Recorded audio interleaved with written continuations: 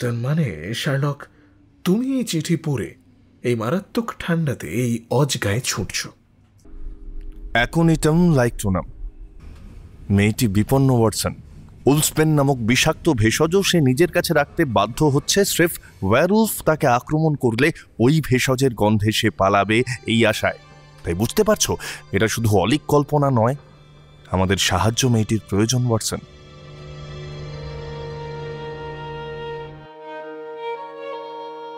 বিবর্তনবাদের ইতিহাসে সেই সময়ের পৃথিবীর নিরিখে সবথেকে দুর্বল ছিল মানুষ, অথচ তারাই সময়ের সঙ্গে সঙ্গে পৃথিবীর প্রকৃতি থেকে প্রাণী সবকিছুতে নিজের কর্তৃত্ব আরোপ করল। মানুষের একটাই মাত্র অসামান্য ক্ষমতা ছিল, তা ছিল কল্পনা করার ক্ষমতা। সেই কল্পনার ক্ষমতায় ভর করে সে সবকিছু জয় করল। আবার সেই কল্পনা করার ক্ষমতাই তাকে ভয় পেতেও বাধ্য করে সময় সময়। মানুষ কল্পনাপ্রবণ বলেই সে নিত্য নতুন আবিষ্কার করে, অসম্ভবকে সম্ভব করে। আবার সে এমন কিছু অলীক কল্পনাও করতে পারে যার কোনো বাস্তবতা নেই। এই কল্পনার ডানায় ভর করেই আমাদের দুর্বল মুহূর্তে আমরা আমাদের কয়েক হাজার বছরের বিবর্তনের স্মৃতি থেকে হঠাৎ করে এমন দৃশ্যও দেখে ফেলি যা আসলে আমাদের চোখের সামনে ঘটেই না। কল্পনা বড় শক্তিশালী অস্ত্র।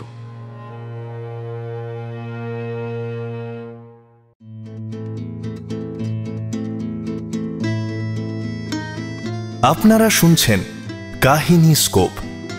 প্রত্যেক সপ্তাহে আমরা আপনাদের জন্য নিয়ে আসি পুরনো বা সমকালীন সাহিত্যিকদের অনবদ্য কিছু গল্প। প্রত্যেক শনিবার ঠিক বিকেল 4টে। নিয়মিত ভালো ভালো গল্প শুনতে সাবস্ক্রাইব করে রাখুন আমাদের এই চ্যানেলটি।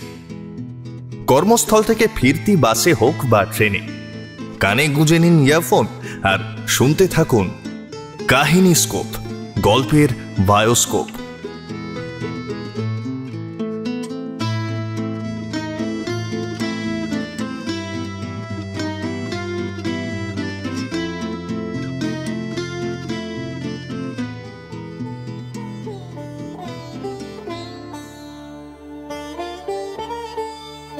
আজ আমরা শুরু করছি মাল্টিভার্স অফ শার্লক।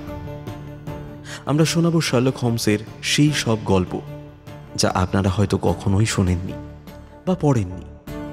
আমাদের আজকের পর্বটি আমরা নিয়েছি মায়া কানন প্রকাশনী থেকে প্রকাশিত 10 শার্লক বইটি থেকে। লেখক রন উইগল রচিত শ্যাডো অফ দ্য উলফ। মূল কাহিনীটির নির্বাচিত অংশ অনুবাদ করেছেন প্রথিতযশা লেখক এবং অনুবাদক রিজু গাঙ্গুলি। দেরি না করে তাহলে শুরু হচ্ছে আজকের গল্প, শার্লক হোমসের adventure of the shadow of the Wolf.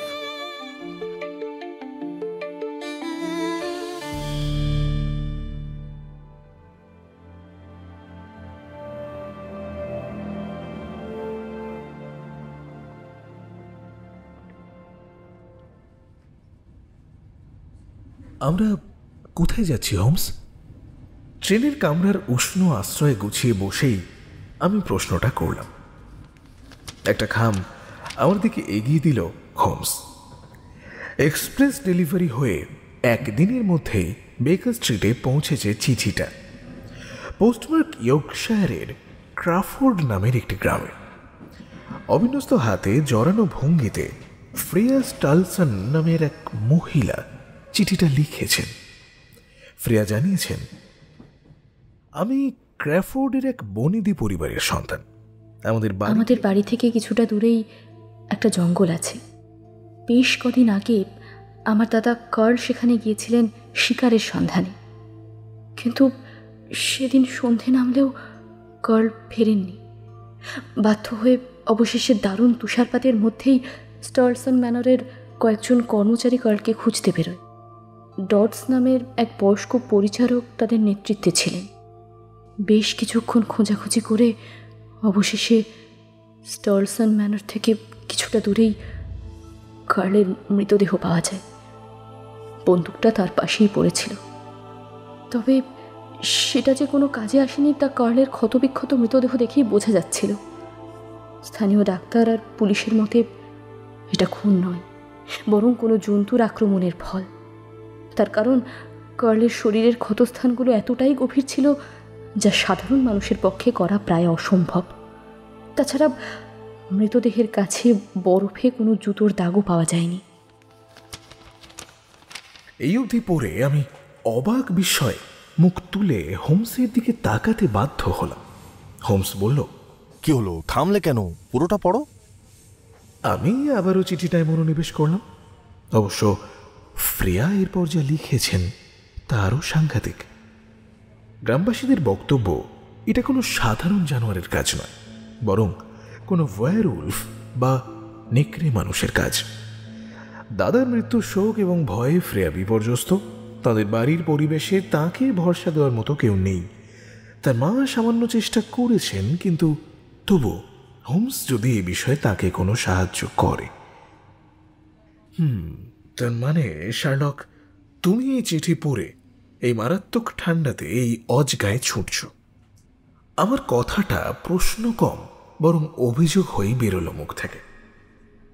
Holmes আমার প্রশ্নের কোনো উত্তর দিল না, কিন্তু চিঠিটা নাকের কাছে এনেছিলাম বলেই ট্রেনের বদ্ধ কামরার অন্য সমস্ত গন্ধ ছাপিয়ে ভেজা, জংলি এবং মাথা ঘুরিয়ে দেওয়া একখানা হালকা গন্ধ পেলাম আমি। অ্যাকোনিটাম লাইকটুনাম। হোমসের গলায় ধারালো সুরটা স্পষ্ট হয়। মেয়েটি বিপন্ন ওয়াটসন। উলসপেন নামক বিষাক্ত ভেষজ সে নিজের কাছে রাখতে বাধ্য হচ্ছে স্রেফ ওয়্যারউলফ তাকে আক্রমণ করলে ওই ভেষজের গন্ধে সে পালাবে এই আশায়। তাই বুঝতে পারছো, এটা শুধু অলীক কল্পনা নয়, আমাদের সাহায্য মেয়েটির প্রয়োজন ওয়াটসন। ক্রাফোর্ডে রেল লাইন নেই।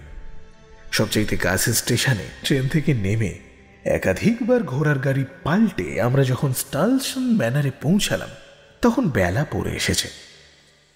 মিনার, টারেট, আকাশমুখী বর্ষা, বাস্তব ও কিংবদন্তির নানান প্রাণীর দংস্ট্রা করাল মূর্তি দেখে বহু পুরনো এবং কালো পাথরের দুর্গের মতো বাড়িটাকে রীতিমতো ভয়াল বলে মনে হচ্ছিল।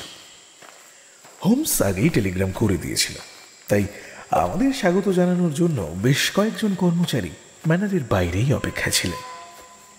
ডডস নামের একজন বয়স্ক ভদ্রলোক তার নিজের পরিচয় দিলেন। বুঝলাম এই মানুষটি আপাতত ম্যানারের কর্মচারীদের প্রধান। ম্যানারের গেটে দেখলাম একজন কম বয়সী মহিলাকে, স্পষ্টতই নার্ভাস এবং যথেষ্ট উত্তেজিত। মহিলা দাঁড়িয়েছিলেন। আমাদের ঢুকতে দেখে তিনি এগিয়ে এসে বললেন, আমি ফ্রেয়া। হোমস নিজেরও আমার পরিচয় দিল। ফ্রেয়ার মুখে স্বস্তির ভাব ফুটে উঠল কিছুটা। বাড়িতে ঢুকতে গিয়ে আমরা উলসবেনের গন্ধটা পেলাম।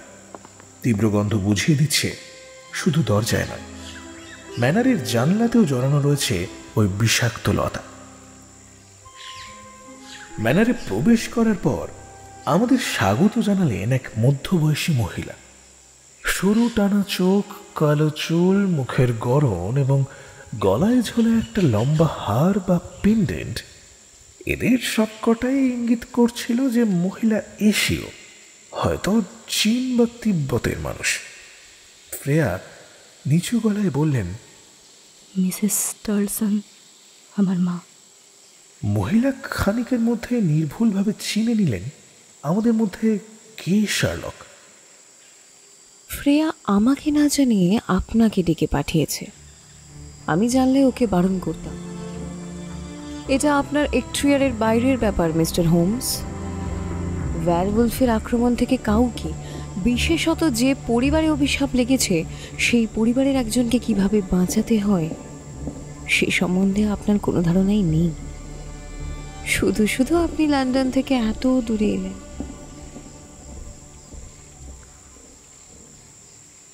আমি বেশ অবাক হলাম হোমসকে চুপ করে থাকতে দেখে।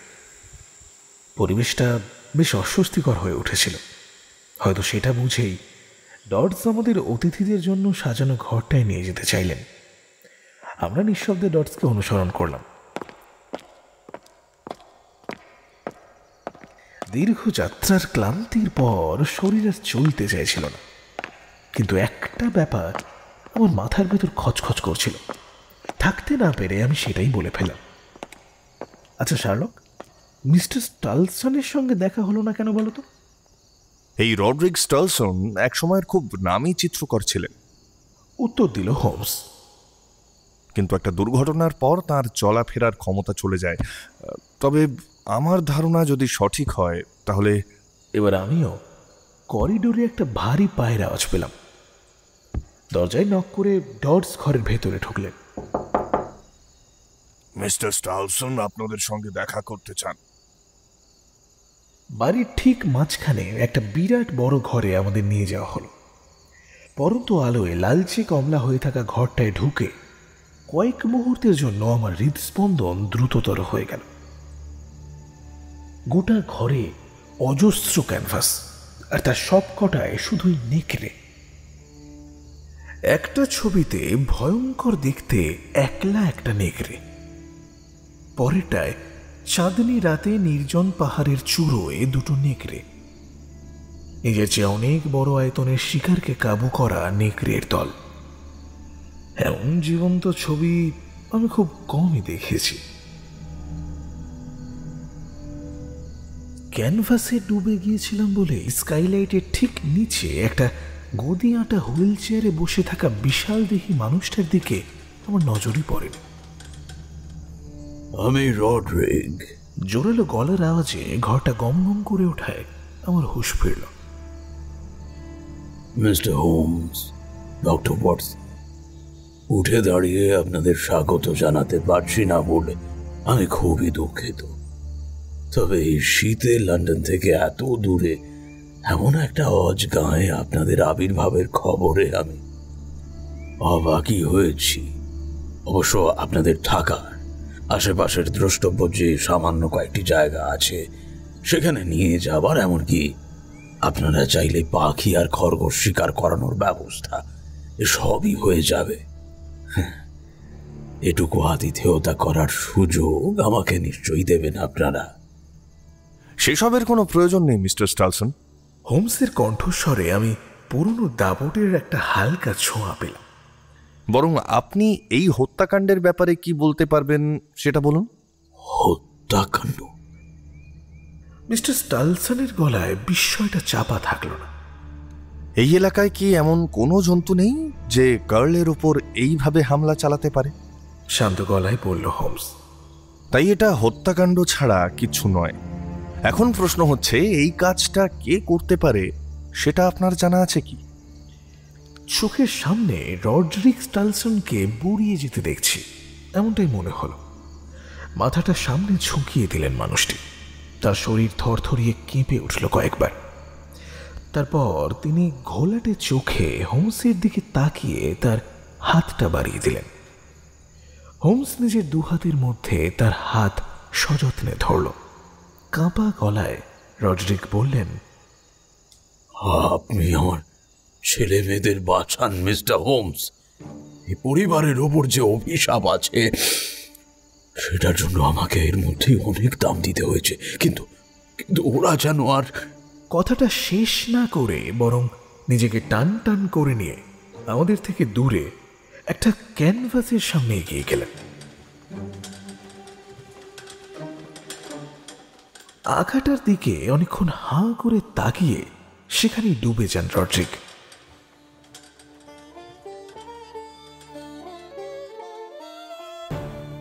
ঘর ছেড়ে বেরোনোর আগে ছবিটা ভালো করে দেখিয়েছিলাম। ভারী অদ্ভুত ছিল সেই ছবিটা। একটা নেকড়ে আর একটা মানুষের মুখ যেন আধা আধি ভাবে মিশে গেছে তাতে। ঘর থেকে বেরিয়ে আসার পর আমি আশা করেছিলাম যে হোমস তখনই কাজে লেগে পড়বে। গোয়েন্দা না হয়েও আমি জানতাম যে ডাক্তার কার্লের অটোপসি করেছেন তার সঙ্গে কথা বলে আঘাতগুলো সম্বন্ধে জেনে নেওয়া সবার প্রথমে খুবই জরুরি। যেখানে মৃতদেহটা পাওয়া গেছিল সেই জায়গাটা ভালো করে দেখা দরকার। কিন্তু হোমস এসবের কিছুই করল না, বরং ওই দারুণ ঠান্ডাতেও ম্যানারের বাইরে শেষ বিকেলের আলোয় ভেসে যাওয়া একটা বেঞ্চে চুপচাপ বসে রইল। আমি আর কিছুতেই থাকতে না পেরে জিজ্ঞেস করতে বাধ্য হলাম, আচ্ছা শার্লক, এতক্ষণ ধরে শ্রোতারা গল্পটা শুনছে, তাও চ্যানেলটা সাবস্ক্রাইব করছে না, তুমি এই ব্যাপারে কি বলবে?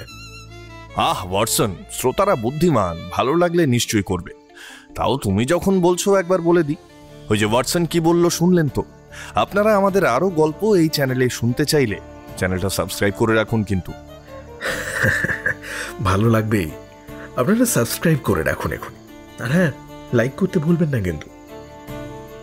যাই হোক, যেটা বলছিলাম, হোমস। আমি হোমসের দিকে তাকিয়ে বললাম, তো কি ব্যাপার হোমস, তুমি কি অসুস্থ? বেশ কিছুক্ষণ চুপ করে রইল হোমস, তারপর নিচু স্বরে বলতে শুরু করলো, দেখো, রাইখেনবাখ জলপ্রপাতে প্রফেসর মরিয়ার্টি পড়ে গেলেও আমি যে তখনই মুক্তি পাইনি তা তো তুমি জানোই। মরিয়ার্টির যে কজন শাগরেদ পুলিশের হাত এড়িয়ে পালিয়েছিল, তাদের কাছ থেকে বাঁচার জন্য আমি সেই সময় নানান জায়গায় থেকেছি, নানা কাজ করেছি। তার মধ্যে একটা অভিজ্ঞতা আমি কখনো ভুলতে পারবো না। তখন আমি তিব্বতের রাজধানী লাসায় দলাই লামার কাছে নিজের আসল পরিচয় দেওয়ায় তিনি আমাকে থাকার অনুমতি দিয়েছিলেন। তার সঙ্গে একটা বিশেষ কাজের দায়িত্ব তিনি আমাকে দিয়েছিলেন। নেপালের হিমালয়ে পৃথিবীতে সবচেয়ে উঁচু বলে যে শৃঙ্গটি চিহ্নিত রয়েছে, সেই মাউন্ট এভারেস্টের কাছে চিরতুষারাবৃত এলাকায় নাকি এক রহস্যময় প্রাণী বাস করে। তিব্বত ও নেপালের বাসিন্দারা তাকে মিগু বলে। এখন এই প্রাণীর কথা অনেক শোনা গেলেও এর অস্তিত্বের কোনো প্রমাণ পাওয়া যায়নি। দলাই লামা তাই আমাকে বলেছিলেন ওই এলাকায় গিয়ে এটা জেনে আসতে হবে যে মিগু কি আসলে অবলোকিতেশ্বর, অর্থাৎ বুদ্ধত্ব প্রাপ্তির আগের স্তরে পৌঁছানো এক বোধিসত্ত্বের বিশেষ কোনো রূপ, নাকি কোনো তুষার দানব। দুজন মহাবালকের সঙ্গে লাসা থেকে রওনা হয়ে খুব শিগগিরই আমি এমন এক জায়গায় পৌঁছই যেখানে ধুধু সাদা বরফের রাজত্ব। আকাশে মেঘ থাকলে বা তুষার ঝড়ের মধ্যে ওই দুজন সঙ্গে না থাকলে উত্তর দক্ষিণ বোঝাও আমার পক্ষে অসম্ভব ছিল ওখানে ওয়াটসন। তখন অবধি খোঁজখবর নিয়ে আমার ধারণা হয়েছিল এই মিগুর ব্যাপারটা পুরোপুরি বানানো গল্প বা কিংবদন্তি। কিন্তু এক সকালে হঠাৎ জানতে পারলাম, জানো, এক মালবাহক নিখোঁজ। বেশ কিছুক্ষণ খোঁজাখুঁজির পর আমরা তার দেহটা খুঁজে পেলাম। পাথরের যে চাতালে আমাদের তাঁবুটা ছিল সেখান থেকে অনেকটা নিচে পড়ে আছে সে। পাথরের ঘায়ে তার মাথাটা ফেটে গেছে। যেখান থেকে সে পড়ে গেছিল বলে আমরা অনুমান বা হিসেব করলাম, সেই জায়গায় মানুষের পায়ের চেয়ে অনেকটা বড় কোনো দুপে প্রাণীর ছাপ দেখেছিলাম আমরা। হ্যাঁ ওয়াটসন, ছাপগুলো দেখে মিগু নামক সেই প্রাণীটির কথাই মনে হয়। তবে একটা ব্যাপার আমার নজর এড়ায়নি। মিগু সম্বন্ধে জনশ্রুতি এবং ছাপের আকার দেখে তাকে যেমন লম্বা আর ভারী বলে মনে হয়, বরফে ছাপগুলোর গভীরতা এবং দুটো দাগের মধ্যে দূরত্ব দেখে কিন্তু তা মনে হয় না। বরং এটাই মনে হয় যে বিশেষভাবে বানানো কোনো জুতো পরে কোনো ছোটখাটো মানুষ এই দাগগুলো করেছে, যেমন আমার সেই সময় পাশে দাঁড়িয়ে থাকা মালবাহকটি। আমি মুখে কিছু বুঝতে দিইনি তখন, কিন্তু লোকটি বুঝে ফেলেছিল তার গোপন রহস্য আমার চোখে ধরা পড়ে গেছে। ঠিক কেন সে অন্য পোটারটিকে ফেলে দিয়েছে তা আমি জানি না, তবে পরদিন সকালে উঠে বুঝেছিলাম আমাকে সেই ভয়াবহ প্রান্তরে রেখে পালিয়ে গেছে, যাতে আমি কোনোদিন তার মুখোশটা খুলে দিতে না পারি। সে এক ভয়াবহ পরিস্থিতি ওয়াটসন। অন্ধের মতো আমি সেই রাস্তাটা খুঁজেছি যে পথে আমরা এসেছিলাম, কিন্তু পাইনি। সন্ধ্যের মধ্যে খিদে, তেষ্টায়, ঠান্ডায় আমি বুঝতে পারলাম আমার আয়ু ফুরিয়ে আসছে। চোখে আমি তখন কিচ্ছু দেখতে পাচ্ছি না ওয়াটসন। অগত্যা তুষার ঝড় থেকে বাঁচার জন্য পাথরের একটা আড়াল খুঁজে নিয়ে আমি চোখ বুজলাম। ভেবেছিলাম ওটাই আমার শেষ ঘুম। সেই ঘুমের মধ্যে দারুণ দুলুনিতে কয়েকবার টের পেয়েছিলাম আমাকে যেন কে তুলে নিল। মনে হচ্ছিল যেন একটা রোমশ কম্বল বা চাদরের ওপর পড়ে থাকা অবস্থায় আমি উঠছি উপরে, অনেক উপরে। দারুণ জ্বর এসেছিল, তাই চোখ খোলার বা মাথা তোলার মতো অবস্থা আমার ছিল না।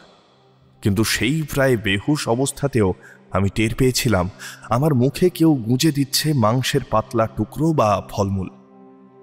আমার প্রায়ান্ধ চোখে কেউ রস জাতীয় কিছু লাগিয়ে দিচ্ছে, আমার শরীরের যে যে জায়গাগুলো ফ্রস্ট বাইটে পচতে শুরু করেছিল সেইগুলোতেও কেউ যেন রুক্ষ হাতে রস জাতীয় কোনো ওষুধ মাখিয়ে দিচ্ছে। অনেক পরে জ্ঞান থাকার না থাকার মধ্যে আরো অনেকবার একটা বিরাট রোমশ হাতে বা কাঁধে ভর দিয়ে অনেকটা পথ পাড়ি দিয়েছিলাম। অবশেষে একটা গুহার মধ্যে যখন জ্ঞান ফিরল, বুঝতে পারলাম আমার দৃষ্টিশক্তি অটুট। শরীরে কিছুটা দুর্বলতা ছাড়া আর কোনো সমস্যা নেই। আর সবচেয়ে অবাক করা বিষয়, আমার সামনে লাসা দেখা যাচ্ছে। সেই মালবাহক লোকটির সঙ্গে আমার আর দেখা হয়নি, তবে দলাই লামাকে আমি সবটাই বলেছিলাম। আমার সিদ্ধান্ত ছিল মিগুর মধ্যে করুণা এবং বুদ্ধি এতটাই আছে যে তাকে সৎপথে চলা কোনো মহাত্মার সঙ্গে তুলনা করা যেতেই পারে।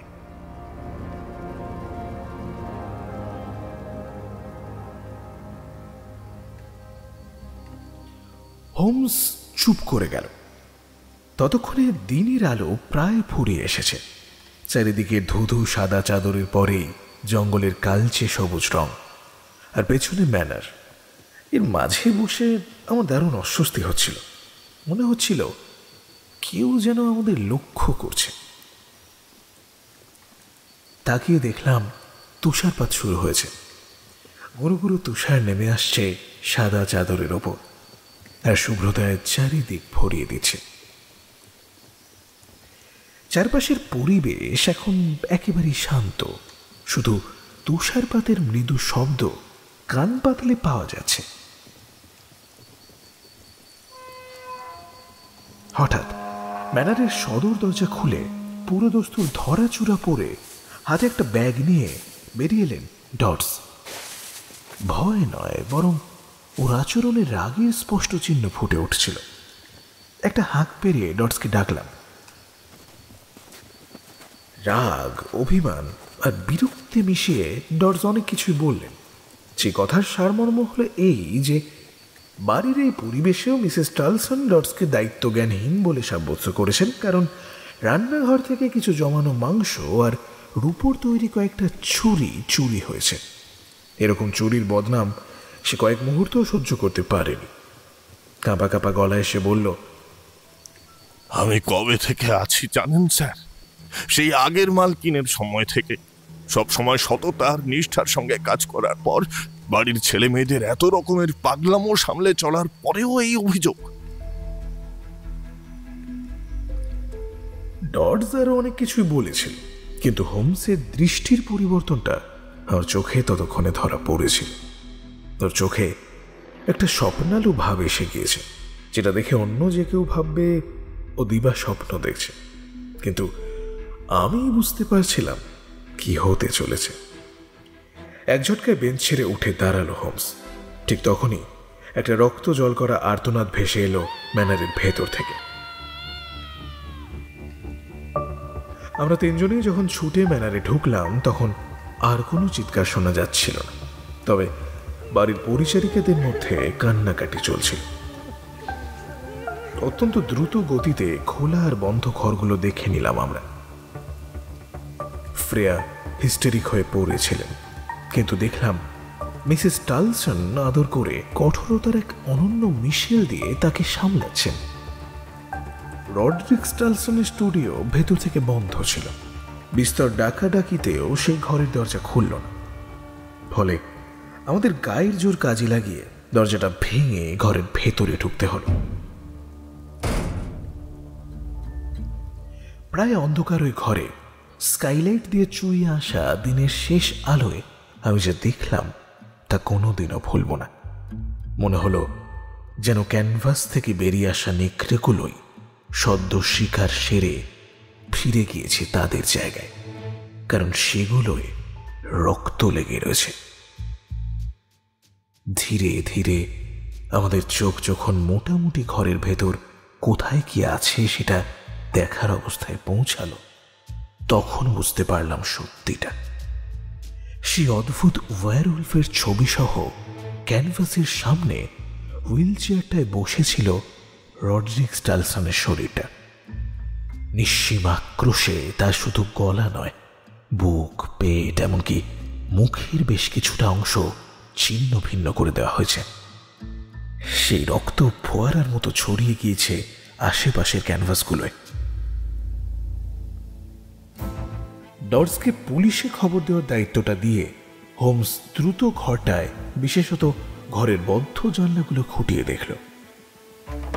একদিকের জানলাগুলো খুলে সেই বেঞ্চটার দিকে যেখানে আমরা এতক্ষণ বসেছিলাম, অর্থাৎ খুনি এই দিক দিয়ে পালায়নি।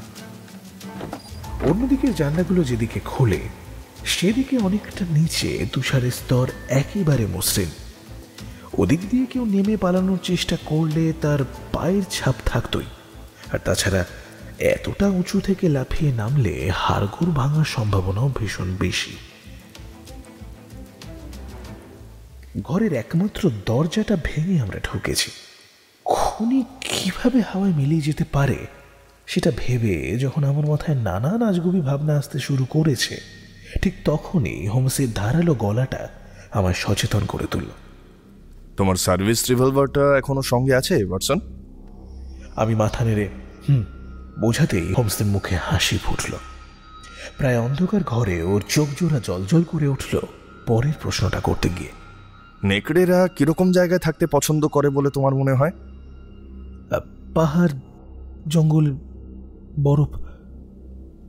হোমসের চিন্তা কোন দিকে যাচ্ছে আমি বুঝতে পারলাম না। ওঠো, সংক্ষেপে আদেশ দিল হোমস। ওই চেয়ারটা টেনে আনো এখানে, আর তারপর তাতে চড়ে স্কাইলাইট বেয়ে ছাদে ওঠো। এবার আমার কাছে ছবিটা স্পষ্ট হলো। চেয়ারটা টেনে জায়গা মতো রাখার পর সতর্কতার বশে একবার ভাবলাম আরো কয়েকজনকে ডেকে নেওয়া উচিত হবে কিনা, কিন্তু হোমস আমাকে আর কিছু ভাবার সুযোগ দিল না। চেয়ারে চড়ে স্কাইলাইট সরিয়ে ও নিজেই ছাদে উঠে পড়ল। তারপর এদিক ওদিক দেখে আমাকেও বলল উঠে আসতে। পিজা তুলোর মতো নেমে আসা তুষার আর আকাশের গায়ে লেগে থাকা শেষ আলোটুকু মিশে একটা অদ্ভুত আলো আধারে তৈরি হয়েছিল। অজস্র উঁচু নিচু ফলক, ঊর্ধ্বমুখী ছুঁচলো বর্ষা, মিনার, টারেট, এসবের মধ্যে কোথায় লুকিয়ে থাকতে পারে এক নৃশংস খুনি? মিনার আর টারেটের পাহাড়, ফলকের জঙ্গল, বরফ। দাঁতে দাঁত ঘষে বলল হোমস। নেকড়ের পক্ষে এর চেয়ে ভালো জায়গা আর কি হতে পারে ওয়াটসন? আমি আগেও দেখেছি যে বিপদের মুহূর্তে আমার মিলিটারি ট্রেনিং আমার শরীরের নিয়ন্ত্রণ নিয়ে নেয়। এবারেও তাই হলো। ভয় নয়, বরং শিকারীর উত্তেজনায় অনুভব করছিলাম আমি শিরায় শিরায়। আচ্ছা শার্লক, কিভাবে খুঁজবো আমরা? আমি প্রশ্নটা করলাম। নিজের হাতের ছড়ি থেকে ধারালো গুপ্তিটা বের করে হোমস ছাদের একটা দিকে এগিয়ে গেল, আর আমাকে ইশারা করলো উল্টো দিকে যেতে। রিভলভার হাতে অতি সন্তর্পণে আমি সেদিকে এগোলাম। আমার স্নায়ুগুলো একেবারে টান টান হয়ে রয়েছে। সতর্ক নজর রেখে চলেছি আশেপাশে। কিছুক্ষণ চলার পর আর চোখে তাকিয়ে যেন মনে হলো ছাদের অন্যদিকে একটা ফলকের পেছন দিয়ে হোমসকে এগোতে দেখলাম। মুহূর্তের মধ্যে খেয়াল হলো যে শরীরটাকে আমি দেখেছিলাম সেটা লম্বা হলেও সাদা, কিন্তু হোমস যে গ্রেড কোটটা পরেছিল সেটার রং কালো। দ্রুত পেছন ফিরতেই আমি হোমসকে দেখতে পেলাম ছাদের প্রাচীর ঘেঁষে হামাগুড়ি দিয়ে এগোচ্ছিল, আর হোমসের পেছনেই। চিৎকার করে হোমসকে সতর্ক করার মতো সময় নেই। তা কিচ্ছু না ভেবে না বলে আমি সেফটি ক্যাচ সরিয়ে লক্ষ্য স্থির করলাম। পরক্ষণেই আমার সার্ভিস রিভলভার থেকে পরপর দুটো গুলি চালালাম। তাতেও হোমস বাঁচত না, কিন্তু হয়তো বুঝতে পেরেছিল কি ঘটতে চলেছে। তাই সেফটির আওয়াজটা শোনা মাত্র ও পেছন দিকে ঘুরে গুপ্তিটা সামনে এগিয়ে ধরে হাঁটু মুড়ে বসে পড়ল। বন্দুকের ঘায়ে টলে যাওয়া শরীরটা গুপ্তির নির্ভুল সঞ্চালনে ছাদের প্রাচীর পেরিয়ে নিচে পড়ে গেল।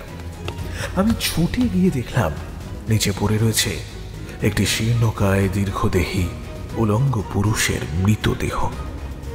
তার সর্বাঙ্গ বরফে মাখামাখি হয়ে রয়েছে।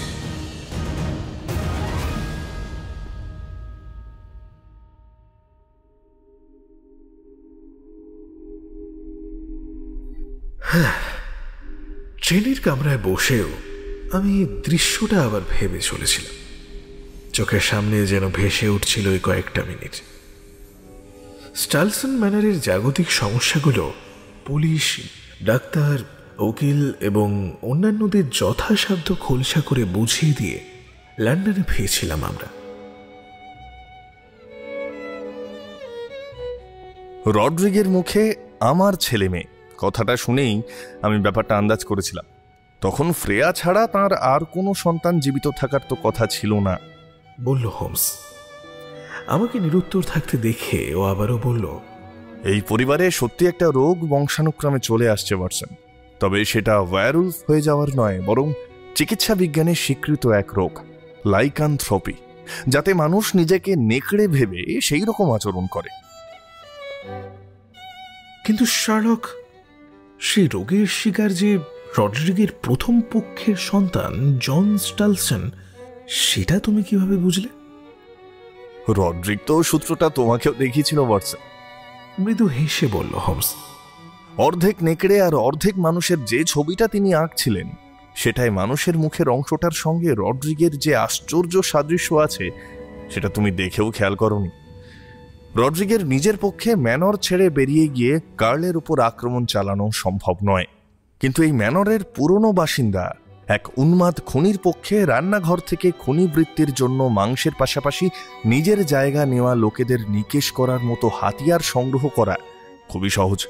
যে বিশেষ হাসপাতালে জন কার্যত বন্দী হয়েছিল বহু বছর, সেখান থেকে সে পালিয়ে ম্যানরে ফিরে এসেছিল হয়তো আশ্রয়ের সন্ধানে, কিন্তু কার্লকে দেখে সে নিজেকে আর সামলাতে পারেনি। রড্রিগ বুঝেছিলেন কিন্তু আমাদের বলেননি, তাই তার দাম তাকে দিতে হলো নিজের জীবন দিয়েই।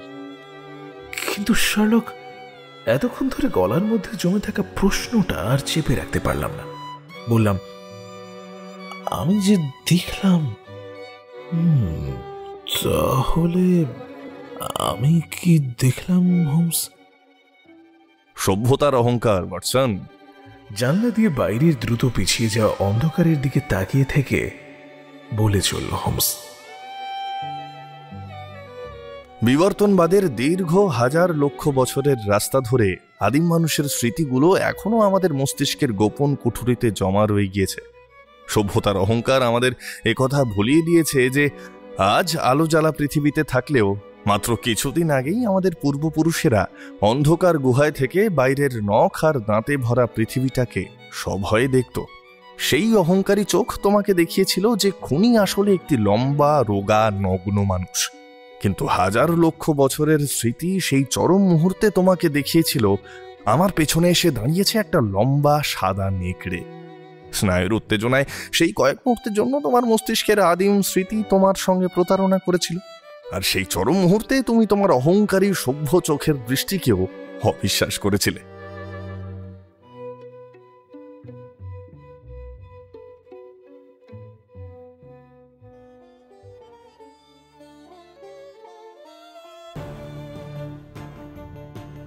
আজকের গল্প পাঠে ও ওয়াটসনের চরিত্রে ছিল কুন্তল, শার্লক হোমসের চরিত্রে শঙ্খ, ফ্রেয়ার চরিত্রে Barnisha, Dodds Shankha, Mister Stalson Koushik, Mrs Stalson Tanisha. মূল রচনা রন উইগল, ভাবানুবাদ করেছেন রিজু গাঙ্গুলি, সাউন্ড ডিজাইন ও স্ক্রিপ্টিং সুশ্রী, গল্পের সূত্রধার আমি Koushik, cover design Rounak, graphics invisible man, পরিকল্পনা কৌশিক রায়। আগামী সপ্তাহে আমরা আসছি আরও একটি নতুন পর্ব নিয়ে।